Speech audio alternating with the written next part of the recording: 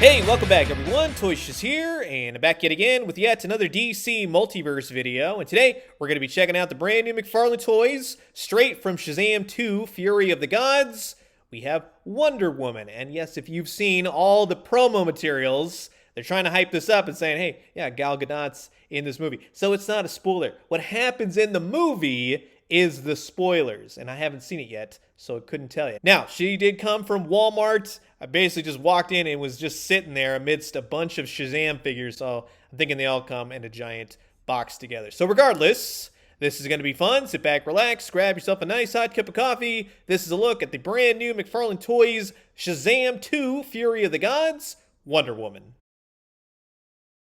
And while I got all you Chuck fans here, I just want to say thanks so much for always checking out my YouTube videos. If you haven't already, please do consider subscribing. Old toys, new toys, daily news updates. I guarantee you'll find something here that you like. And yes, just as an added bonus, give you a little bit more content, Shazam will be in this video. So we'll take a look at him. Nice movie figures overall. You can tell, yeah, that's where a lot of the money went, right? Shazam does come with a pair of extra flying hands, open-ended hands, lightning holding hands, and a pair of lightning bolts as well. It's a bit more rigid plastic, not necessarily gummy. Just be very careful with it. It's not very flexible, I'll just say. And Shazam looks pretty darn good. This is a great looking movie figure. Am I always stoked on movie figures? No, I did really like the first Shazam. I will see the next movie one of these days, we'll just say. But the articulation is nice, the color scheme, the gold. I really like the metallic looking paint on this. It really helps stand out. It gives that little bit more of an expensive movified feel. You know what I mean? And on the back, you got the white cape, and I do like that they included the yellow goldish trim right there. That's nice to see. It's just not a stark white cape. On the front, you got the lightning bolt. You got a really nice likeness for actor Zachary Levi, and the articulation is pretty solid. Butterfly joints, bicep, double jointed elbows, if I'm not slipping up right there. And of course, you have all the wrists and everything else you can do. You can fly around. You get them all kinds of posed out. It's a nice figure, and I do like that there is a lot of articulation. I think they've improved upon that in the abdominal area. And then, yeah, I got the whole legs with the double jointed knees. Now, the feet are interesting. I thought it would be a little bit more of a rocker. It kind of sort of spins more than it rocks to and fro. So for those of you that are really adamant about that, that might be sort of detrimental to you in the whole articulation department.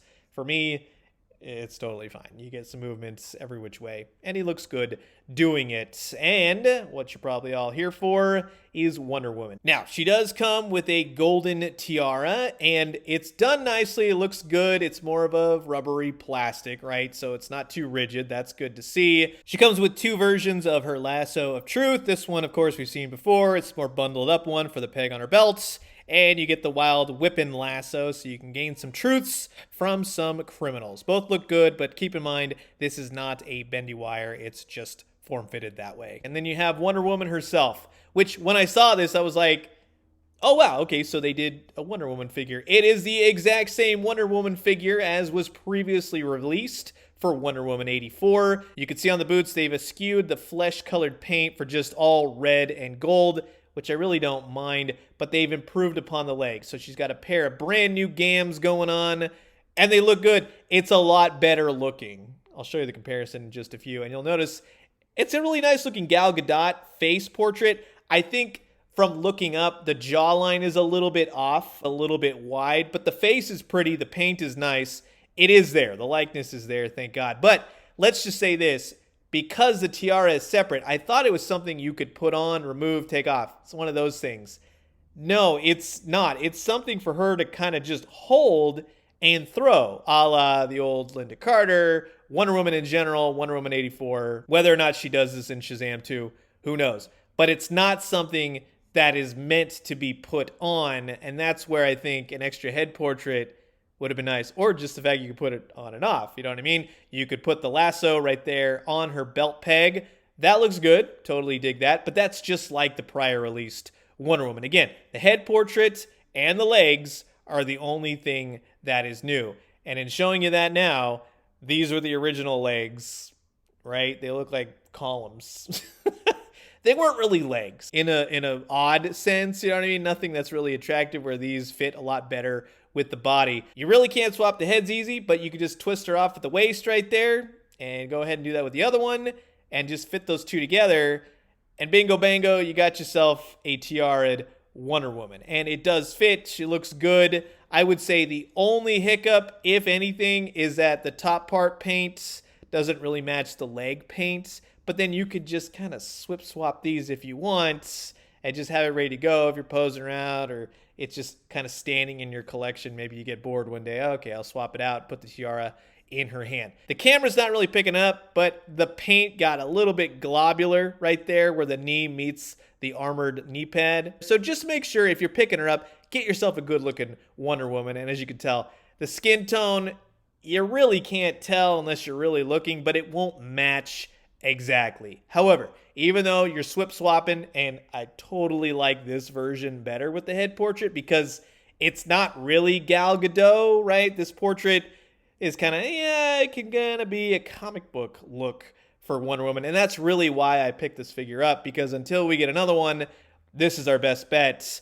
And I'll show you that she does now scale a lot better with other comic book counterparts. But just to kind of show you, the lasso looks good. You can have either one of these, swap, just ixnay the legs on the prior release one and stick with this one if you're in need of a Wonder Woman. Plus, with all the other prior released Wonder Woman figures in the McFarlane Toys DC Multiverse line, I was able to armor her up with a shield and a sword, and because the Superpowers Wonder Woman did not have a lasso, technically, you could give either or to that Wonder Woman as well. So there are some good things about this figure other than being kind of sort of a redo. But I do like how she pairs up with Shazam, Captain Marvel, right? I think she looks good, and I do like this head portrait better because it has a tiara, you got the whip, you got the sword, you got the shield, you really armored it up. Now she looks like Wonder Woman, and I like that. And just to kind of show you the scalature between some of the mega figures from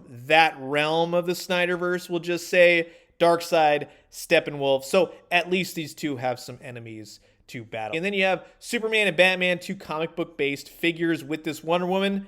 I think that they look pretty good together. On Superman's end, we do need a taller Superman. She's a little bit taller, but I think she scales well with this particular Batman. And here she is with one of the Dark Knight's metal Batman figures, Ares, God of War. You get the idea. She scales nice. It's another enemy for her to battle on your shelf. And just to say that I kind of sort of feel like she could be comic book when you have the more stylized McFarlane Toys multiverse figures.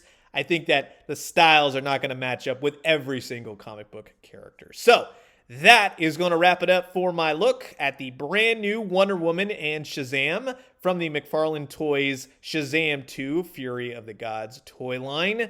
And overall, it's a better redo. The whole thing with the tiara is a nice change of pace, but it's not going to be for everyone. And I'm glad I had the prior Wonder Woman to then swap the parts and pieces to basically cobble together a Wonder Woman that I can enjoy. Shazam figure, it's pretty good overall if you're a big fan of the movie or if you just want a cool looking Shazam figure. But yeah, he's definitely a movie figure. So you've heard my thoughts. Now I'm curious to know yours. Comment below, let me know. Let's talk everything Shazam 2. And I'm going to leave you guys with that. As always, drink some great coffee, eat some great food, but most importantly, remember, let's see some more of the other characters get the movie treatment, right? The whole Marvel, Mary Marvel, all those characters, and maybe some of the villains too. When they do, let me know what you found. I'll talk to you guys soon. Adios.